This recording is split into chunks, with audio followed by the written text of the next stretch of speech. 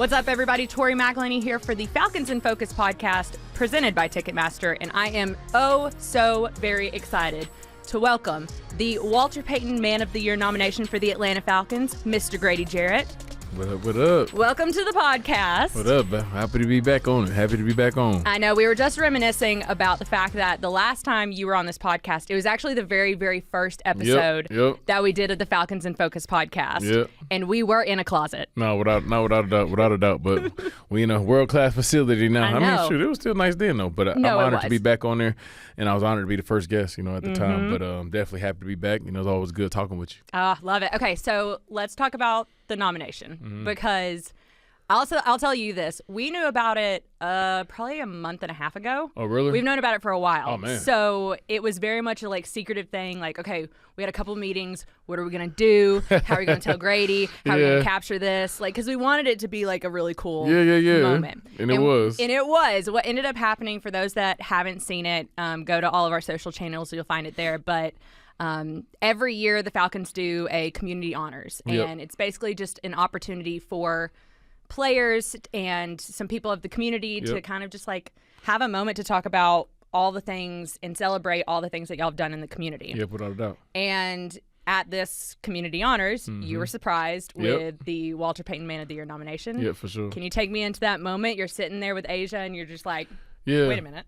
No, I was definitely surprised because when I won it in 2018, I had knew before the awards thing that we did. Okay. So I'm like, I guess not that I was looking to win it, but at this point, it's nice to have. It is nice to have for sure. But I'm saying we get to the awards, I still don't know nothing. You know what I'm saying? So I knew it was a possibility, but at the same time, it is what it is. The things we do in the community is just for that, and for sure. Getting recognized for it is a byproduct, obviously, right? But man, it was awesome to be surprised with it. Bradley went up there and said I was a new Man of the Year for this season, which means a lot. To be a two-time Walter Payton Man of the Year nominee means a lot to me. I definitely don't take it lightly, and but yeah, was surprised. Have my family there, fiance, son, mom, and we were there just there to have a good night. And it's so cool that we do what we do with the honors thing because it's just so rare. Even Milman was talking about it, just the effort and that goes into this award ceremony. It's very special, and I feel special just being part of this organization and going to something like that. It's like our little ESPYs or something like that for the community. So we get all dressed up nice. We do it at the Buckhead Theater, which is a big time, arena. So I mean, it was grade A. I mean, it was awesome, and I wasn't prepared for my speech. I did, but I feel like I did all right. It wasn't off the cuff. It was off the cuff, but it was cool. But then I did a little rambling. So I always try to be mindful of that, rambling too much if I'm not prepared. So, but it was good though. It was good. I had an amazing night, and it just meant a lot to me to be recognized and motivating to do more and to be better. Yeah, it was such a nice touch too because they had a few people come up who have been impacted by you and that you have good relationships. That was the best surprise. My favorite part was when this little kid is talking and he's so excited to be there. First off, as a kid, I don't think I could get up there in front of all those people and be able to articulate anything. I know I couldn't. I know I couldn't. I was a shy kid. Could not do that. I don't think people. Honestly, I feel very kindred spirit with you because I feel like as a child I was also incredibly introverted. Yeah. I don't think anyone would, if they would have met us as children, would look at what we do now and be like, oh. No. Without that. No, I mean, not even back to children. I mean, I think about my rookie year, first year, to talk in front of a lot of people was very nerve-wracking for me, and public speaking is something that I really had to work on and gain confidence with over time. But I've seen it get more comfortable with it. I do get a little butterfly sometimes, but of course. I can imagine being, the kid's age and having to get in front of other people. And that was so sweet because he was essentially asked, and you can kind of tell the story of how you're connected with him, but he was essentially asked, what's a word that you would use to describe Grady? And he said, I only need two. And he said, my hero. And it was the sweetest moment. What can you take me into that moment and your connection with him, and also kind of what that moment really meant for you? Man, the moment meant everything. One, with everything he's been through fighting his battle with cancer, be able to come out on top with that. And, right now he was able to ring the bell, which means when they're able to, they get a good report back from their last scan. And so happy for him, happy for his family. But our initial meeting was Raleigh Foundation does basically a day of pampering, which is you take the kids who are dealing with some hardships, so you take them shopping to get ready for this basically a runway fashion show, and they love it every year. So we take them shopping and just hang out with them, talk with them, and you gain certain connections here and there. I feel like I connected with everyone there, but more than the shopping, we did bowling events, all things leading up to the Rally on the Runway show. But so basically, get the swag right, stuff like that, and I think just being there, being present, and really just having small talk with them. I mean, it means so much to them, but it means much more to me, and that I guess me being able to spend time and make them feel better going through something that, I mean, as an adult, I couldn't imagine going through that, the strength that their parents got to have, to watch their babies go through that and be able to keep a smile on their face, you know what I'm saying? But for me, just to be able to just be a small part of that and making somebody feel good, that's what it's all about. So, the connection was just so organic. But to hear him just talk with Dean up on the stage about what I meant to him and the experience that he had me with it, I mean, that's just something that I can't even put into words. Right. And especially, being surprised with it too. I'm like, oh, to see him, I'm like, oh, this is my little dude right there. You know what I'm saying? And it's like, what are you doing here? Yeah, what's up, man? But it's just, I mean, words can't describe the feeling, and it's just such a fulfilling feeling. God is good, and I'm just thankful that I can have influence enough to make somebody day better that's going through something very, very tough. Mm-hmm. When I made mention that we've kind of known about this for a while, and something that kind of the process of Walter Payton Man of the Year nominations and everything is basically the CR department, Community Relations Department, builds out a nomination, and they list out everything that you have done in the community over the course of a year, but also for you it's a very different nomination as well, because you've been in here for a decade, for sure, and been giving that back to the community for a decade, even beyond a decade, for sure. And it was so crazy to me to, like, I'm around you guys all the time. I know what you're doing in the community all the time. But to see it listed out and it almost be like a CVS receipt of things that y'all are doing and what Grady Gibbs is doing and all the events y'all are doing.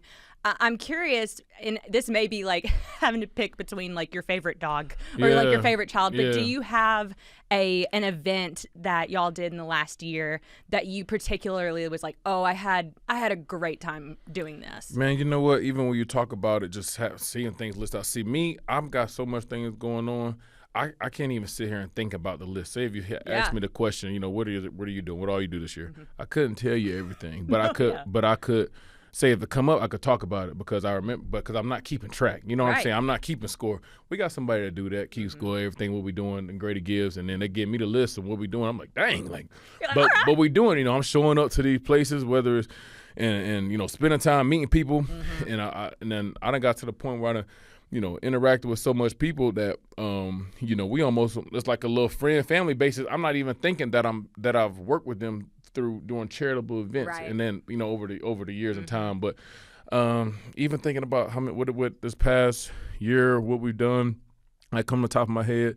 I think the event that Raleigh had this year was so awesome. It gets better and better every year and raised so much money for pediatric cancer. The football, and that's the fashion show. Yeah, that's the fashion show. And all the guys walk in it. That's one of the best ones. Yeah, for sure. And the teammates come be a part of it. And mind you, Raleigh have been doing anything for a long time before I partnered with them. Of course, So I want to be clear on that. So, but since I've been working with them, it's just been an awesome partnership, and it's just been wonderful to be working with them. Some great, amazing people that to just changing people's lives, changing family lives at the at a level that's just is just amazing. And the football camps obviously is always good. We get better and better every year. That's something I look forward to every summer. It's cool too, with the football camp specifically, and those kids. And you've been doing this for so long. I believe 8 or 9 years at this point. Yeah, it's been a long time, and to think that maybe the kids that went to that very first camp, they're now almost probably fully fledged adults. No, they're definitely fully fledged adults. Like, you know what I'm saying? They're definitely fully fledged adults. I mean, they're getting through school. We give them scholarships. Oh yeah. That's through the golf tournament kind of things we do. Some of the kids, they done made it to the NFL. They done went through college. They done, so when I see these guys as grown men, it's like, dang, like that's what's, you know what I'm saying? Right, and, and not that I'm the reason they are where they are, just to know that I'm a piece of something that they woke up, as a high schooler, and was like, man, I'm going to go to Grady Jarrett camp today. You know what I'm saying? And I'm, and to me, I'm just going out and spending time hanging out, giving an opportunity to showcase their skills and also spend time with them, but also whatever lessons they learn at the camp, whether it's camaraderie or teamwork, hard work, they go out into school, they go out to the workforce, and even when they start starting their own families, they know that they was a part of a camp of somebody who's from where they from, going back to where you're from, and always trying to give back in whatever way I can, And mind you, these camps being free for everybody that attended over the past years, and it ain't just one camp; it's 2 camps. Some years it's been 3, and that's what you do it for, And those things, they got a dollar amount attached to it. But at the end of the day, it's just priceless moments that you're giving back and memories that you're giving back. And it's been cool to see some of my old high school teammates come out and help with it. Some college teammates. I had some Falcons teammates that I had come out and help with it. So they get to meet some cool players, cool people, and family always come out. And that's a way for that. I'm able to show them, what giving back is, and just spending time and the influence that, that we have to help people, Yeah. And so it all paid me back tenfold just with a whole bunch of thankfulness, gratitude, and motivation just to do more. Yeah.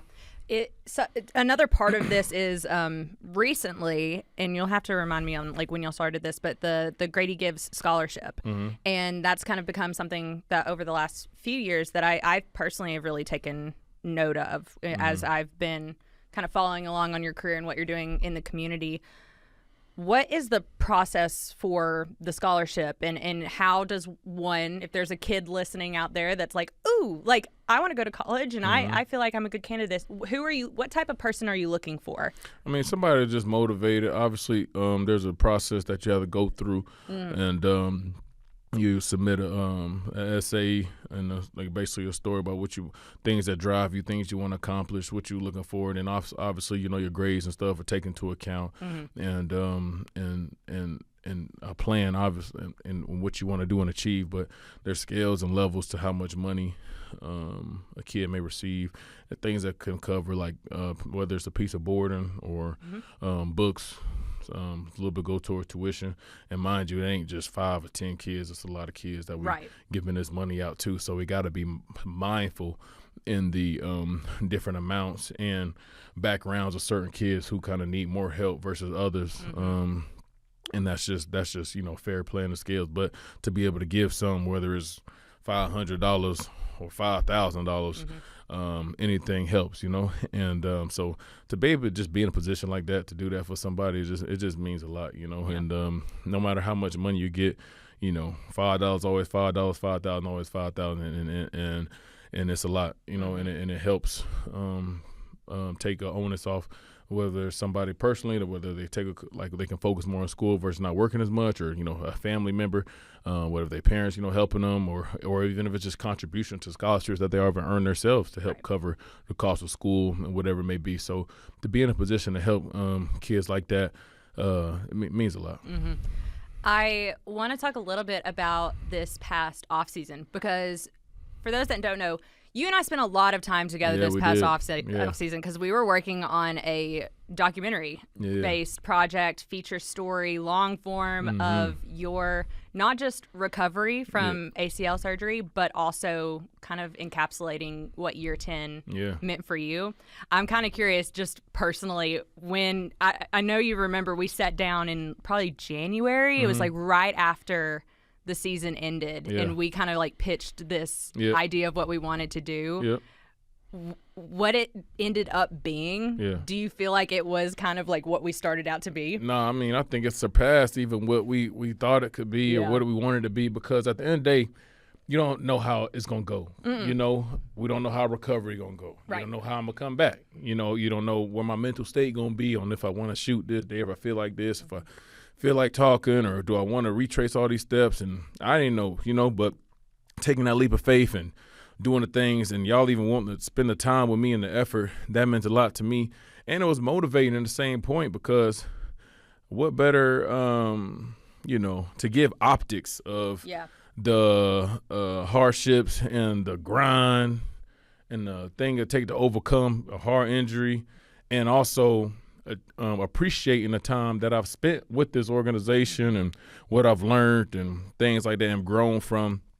Couldn't let the opportunity pass, man. So, I mean, and everybody, you know, all hands on deck was just, I mean, we told a great story, and that's just really a snapshot of it, really the stuff that we did. Like, it was so much more, you know what I'm saying, stuff that you know, that y'all captured, but also other stuff that I had to go through and went through. But I mean, God's timing is just so amazing, man. And I know that everything that I go through is for a reason. In time, you don't understand sometimes, but you just got to keep grinding, keep trusting, and keep pressing, you know. And it has been a wonderful, wonderful experience going through what I've been through, coming back from an injury and you know, playing this full season, feeling back. Like just you know, getting back to myself, and you know, even getting past where I've been, and just a test of just will, grit, effort. I mean, more than anything, I ain't proving nothing to nobody but myself, and it's just the mental capacity it takes to stay focused through everything that comes your way, and just making it feel like it's nothing. You know what I'm saying? Like just being unfazable, like just. And it do, you know, things do get to you sometimes, but just to continue to overcome. Oh man, I mean, there's no better. I don't even know if that's correct English. There's not a better feeling than going through your pain and coming out on top over and over and over again. And that's just one thing that I try to encourage people to just deal with the things that you struggle with, because the strength that you get on the other side of it is just so freeing. Yeah. I remember it was our very first interview that we did in your home gym. And I remember about like halfway through that interview, I was like, okay, we've got something special here, because I really felt like we were allowing the space for kind of like to feel the emotion and the weight of everything. And I remember sitting there, because you were in your bag in that interview. I was like, he's got this. I left that day being like autopilot speaking, man. No, like these emotions, man. It was so good. And I just remember being like, dang, if this is shoot number one, like what we're gonna get in 10 more shoots, which we basically did do 10 more shoots. Yeah, facts. I was like, it's gonna be next level. No, without a doubt. But I loved it. And then one of my favorite shoots that we did, we put you in the water. Oh yeah. That was cool. That was cool. I wasn't there for that day. It was Austin Hiddle and Brandon Magnus who were in the pool, water treadmill. And the whole scuba diving suits getting the pics, man. Like, if you know the effort that they all put into this thing, man. Oh man, it's just so commendable, man. I can't thank y'all enough, man. It was awesome, and I'm so thankful just to be y'all test dummy. I mean, whatever you wanted to do, call it, test our new equipment, put the work, you know what I'm saying? I mean, it was I'm like, let's get it. Like, whatever I wanted to do, I was with it, man. Yeah. Well, we were very excited about it too, because this was something that like kind of stretched us and had a bunch of different elements. We're essentially we're telling two stories simultaneously. No, for sure. You know, like we're telling the story of you working back to year 10, but also kind of being in year 10. No, for sure. And then that was such a fun, I think, project for all of us. I'm just curious, you know, we went to your house. We went to Mama J's house, that was my first time seeing the full shrine to Grady Jarrett. Oh yeah. No, she got it. Y'all have to watch, like, everybody has to watch the documentary, because your mom's house there's a one room specifically that had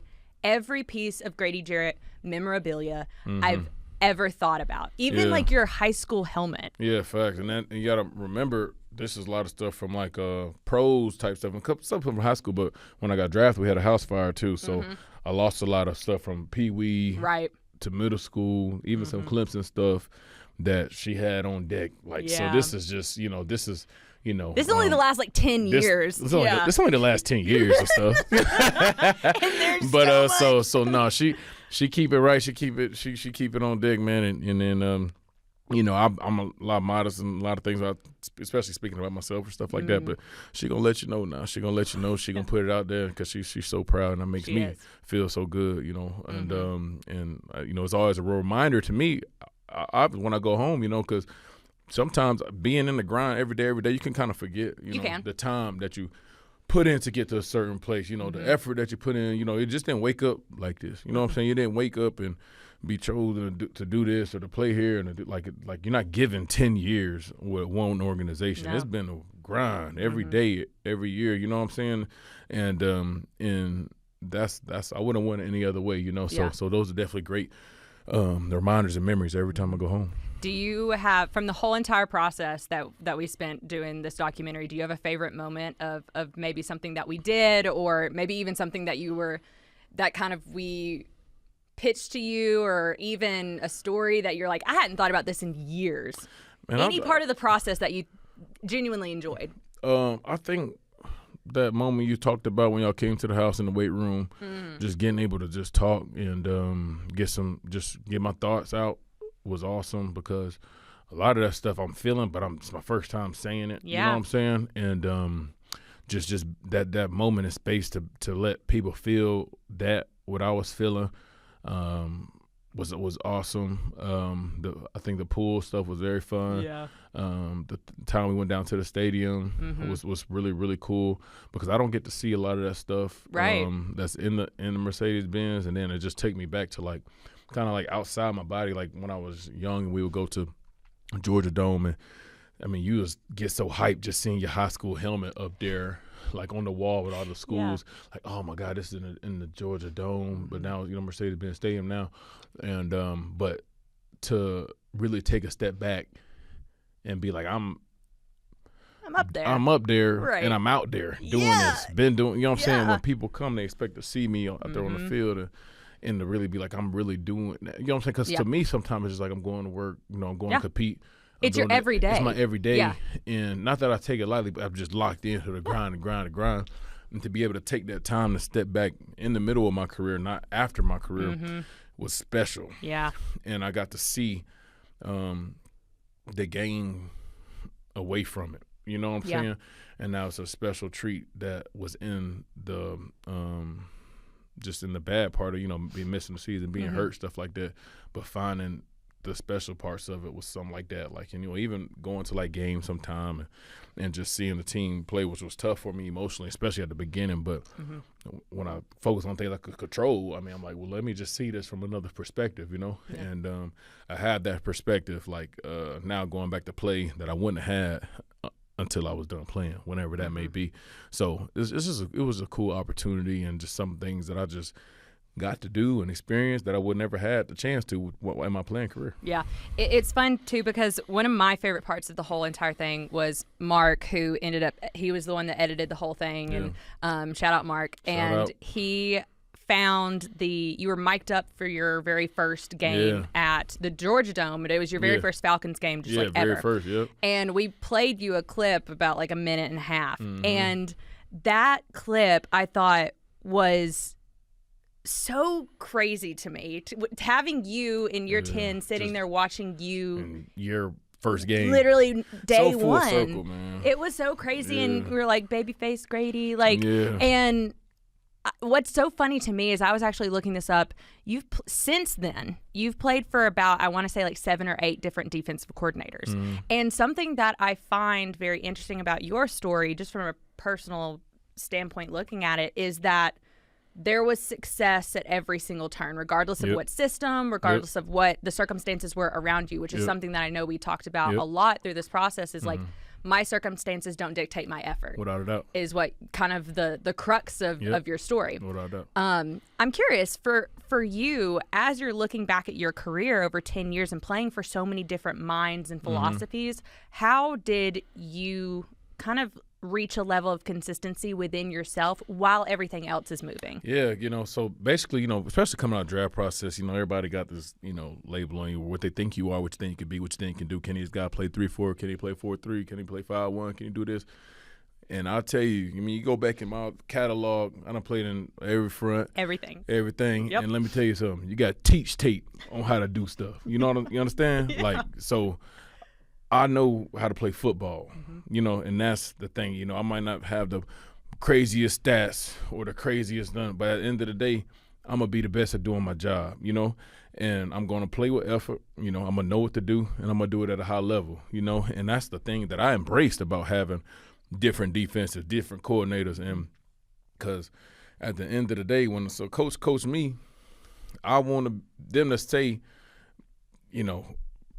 they want to be proud when they put my tape up, or this how you play this, or this how you play that. You know what I'm saying? I could care what Pro Football Focus say. I could care what the internet say. I could care, but at the end of the day, they ain't never sent me no check. They ain't sent me. Who sent me that check? Right there. Yeah. So whoever walking in, you know what I'm saying? Yeah. And I'm gonna do my job the right way. You know what I'm saying? More than the check, man. It's about the love of the game. It's just being the standard. You know what I'm saying? The challenge that it takes to be able to master different techniques, and working with different personalities, working with different teammates, wanting to bring out the best in everybody, and wanting to put my best foot forward for whoever sent me out there on the field. You know what I'm saying? At the end of the day, I always understood my role, and now it's just to be the best player I could be, and to lead others to be their best selves, however that may look. And so it didn't always start off like that. I had to work to be able to gain the confidence to know that I can do these different things, and the skill level that it takes to, whether it's playing anywhere from zero to outside the tackle, knowing how to play it in run, pass situations, and just always trying to get better, and I take pride in that, and so I'm super, super proud of myself and the fact that, I'm going to be ready for whatever, however it go. And I'm going to be able to play it at a high level. Yeah. Oh, I love it. That's such a good note to end on, too. But before I let you go, we have to do rapid fire because we're still doing that. You were the first one that came in and did rapid fire. So rapid fire give me a little nervous. I know. I had to go back and change every single question because you've already answered the ones that we normally do. Okay. So you have a brand new slate of questions. I don't know if that's good or bad. Are you ready? I'm ready. Let's go. All right. Ready for whatever. So I've heard that your nickname from your early years playing football was Truck. Yeah. What is your favorite Truck moment and the reason I feel the backstory of this, your coaches gave you this nickname because you would just truck kids. You just run over them. Yeah. So whether it be high school, college, or pros, what's your favorite moment? So basically, backstory, my nickname Truck, that actually was my first nickname. I started playing, I was 5, 6 years old. And it basically just come, just run people over, doing stuff like that. But when I first started playing, I was really super nice kid. I run people up, help them up, stuff like that, and they'd be like, "You're not supposed to help them up," whatever. But then when I got here, my D-line coach at the time, Brian Cosby, gave me the name Truck Driver, and he called me Truck Driver, just talking about just a relentless, work ethic, stuff like that. So he started calling me Truck. Then my teammates started calling me Truck. Even Brian Poole to this day, one of my good friends I stayed friends with, call me Truck. And Marco Emmanuel became my defense coordinator. They always call me Truck. So it was just that went with the work ethic mindset, you know what I'm saying? However long it take, just grinding it out. So that was that's where it was funny to see that nickname come back. Yeah. When two separate parts of my your life. 20-year difference, 5 years old to 25. And so yeah, that's probably, that's kind of the origination of I don't even know the origination and the reincarnation of. Right. So it's just come back to work ethic, stuff like that. So yeah, that's probably the only real nickname I kind of had versus then, Falcons take care of me with the "You shall not pass." I love that one. And shout out Arch. Yeah, shout out Arch, man. Yeah. So that definitely get people going. So between Truck and "You shall not pass," man, those some good nicknames. Those are the top 1A, 1B. Yeah. Yep. All right. What is, if you could do a 3-on-3 basketball team with any of your teammates, who would be the other two guys on your team? Definitely Definitely Drake London. Yeah. I think everybody would pick him just because he was on like USC basketball team. True, he was a two-sport athlete. Yeah, that's a really good basketball team to be playing football. So, and then I don't know who else you think of hoop though. You know, everybody claim. Here's the thing. Okay, so they can hoop. I think the thing about it is, it's like you have to play to strength. So like I feel like you're a good post player. But 3-on-3, see. You have to like, who's a good like outside shooter? Me. You are? Are you really? Yeah. Grady, I'm a little jack of all trades. Okay. I'm like master of none, good at everything, kind of basketball player. Okay. I was a high school wrestler, y'all. So, but we don't got to tell nobody. I know, right? But I think we need somebody who can shoot and be like tall enough to get rebounds too. Right. I think on 3-on-3, you really don't have the luxury of going like little like dude legit. that can, you know what I'm saying? Like, yeah. It's like me picking like Ray to play like point guard or something, but he not gonna play no defense. I would say pick Kyle Pitts, but he just like he could play defense and block stuff. I don't know if he got no offensive game like that. So I don't know. I feel like you really like. Okay, if you're the shooter, you're outside zone shooter. Yeah. Drake is just kind of a little bit like he's Drake. Yeah. He's gonna do what he does.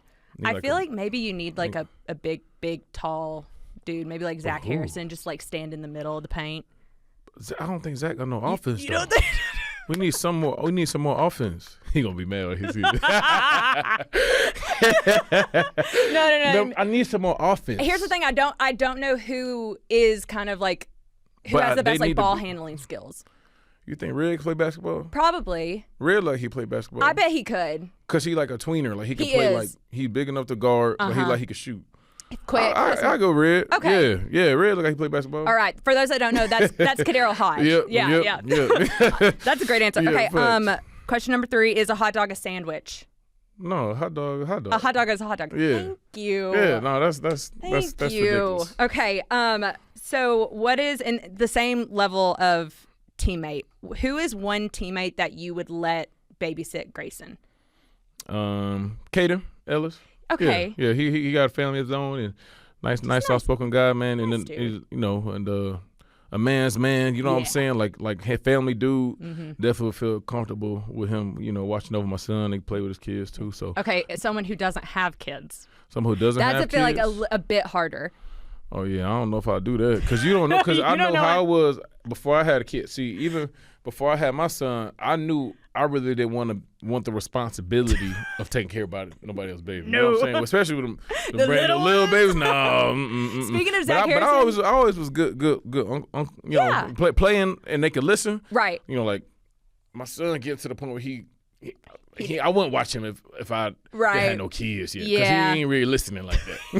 He's like, so like with the like late 4s, 5s, I'll hang out with you. You can listen to me. Right. But, no, you brought up Zach Harrison. I heard that he is afraid of babies. Yeah, we talked about him. Really? Yeah. Okay, I didn't know if that was true or not. Yeah. No, the same thing. Like the responsibility. You can actually drop him. No, you know what I'm saying. Granted, but now I like to see a nice little baby. I know how to do it. Man. You know what I'm saying. I see you're fine. AJ little girl. Every time I see her, oh my gosh, she's so the cute. Cutest thing, man. She really is. We got a picture together. It was last I game saw too. that. I saw that. I got to send it to him, man. Yeah, no, it's so good. Uncle Grady, man, was out there hanging out on the sideline. So good. All right, last question.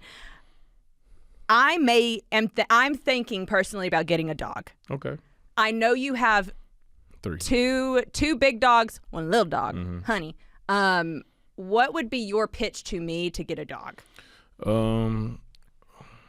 I think if you're gonna get a big dog, see if I was apartment living still, I wouldn't get my big dog. Right, and I do live in an apartment. That is important information. The space, and you got to think about every time the big ones got to use the bathroom, you got to take them out for a walk. You know what I'm saying? The little ones, you can just little pads, clean them up, right? Put it down and shoot. But the little ones come with more in-house rules because they're more prone to use it in the house. You know what I'm saying? Yeah. Like, and they would sneak off and do it, and they don't really listen as good as the big ones. You know, I think they little brains. They don't comprehend as good, and they're way more spoiled. Like they just think everything is. They think they're the big dogs. You know what I'm saying? Yeah. But she's definitely as a honey. She's a great companion, just a little homie to have around. She's about this big. Yeah. But she feisty though. But she wasn't like that till she got around the big dog. You know what I'm saying? Right. And then. because at first she was real timid. Then she see the big dog. Then she want to start barking. She want to lead the way. So I think if I didn't have them together, I think she would have always stayed reserved and kind of what's the name. But she is a little introverted. Yeah, a little introverted. But no, she thinks she's a big dog now. But I like both of them, man. But if I would suggest like something like Honey be nice. It ain't like hypoallergenic. You know what I'm saying? She ain't gonna see like. It ain't like say I want a lot of people like Frenchies and stuff. Right. See, I'm not a big Frenchie guy. They kind of have a weird face. They breathe weird too. Yeah. I know I'm gonna get a lot of slack for that, man. No, me too. It's but fine. It's like especially like and they rough in a lot of in a little space. But like Honey, she's more like like delicate. You know what I'm saying? Tips like that. And, but I like having them big dogs too, like protectors and stuff like that. But if I could just let them out and go do their thing. That's too. the thing is you have a yard, so you can just open the door. Yeah, but. See, I messed up at first. I had the yard and I gave him free rein, tearing up everything, biting out the sprinkler systems, digging up everything, digging holes, and you can't let them have too much space. You know what I'm saying? So had to confine them to the little space as well. Some guardrails, some shot collars, some tough love, some nice tough love, nothing crazy, but enough to because the masters, man, they stubborn breed. Yeah, and that. I wouldn't suggest that if you're first time dog owner either because you got to be comfortable, getting them right sometime because they'll try you. They love you to death, but they can be really stubborn. They would walk all over me for sure. Yeah. Like, so I wouldn't suggest a breed like that. Some if you're gonna go big dog, maybe something like a lab. I was thinking like golden retriever. My parents golden have one. Yeah. No, and those really good. Yeah. Good inside dogs too. But yeah, so I'm a mastiff guy. But because I had them growing up. Right. You know what I'm saying? So but they were. As an adult, it was much harder to take care of the dogs. I thought, because as a kid, you get home from school, you do your chores, clean up the mess, and I was like looking forward to it. It's weird as a kid, but then as an adult, I'm like, I gotta go to work. I do this, and I come back clean this.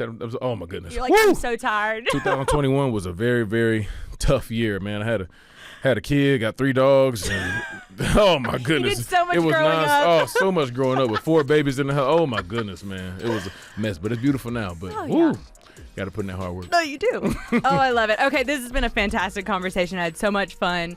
Thank you so much for joining me. Yep. Congratulations again on being the Walter Payton Man of the Year for the Thank you so Falcons. We'll have to have you on the podcast again. Yeah. I'm always ready. You know where to find me. Right, exactly. Just go downstairs. Hey, man, we're podding. All right, everybody, make sure you like and subscribe to everything that we're doing at the Atlanta Falcons Podcast Network on YouTube, Spotify, Apple Pod, wherever you get your podcast. We will see you guys next time. For sure.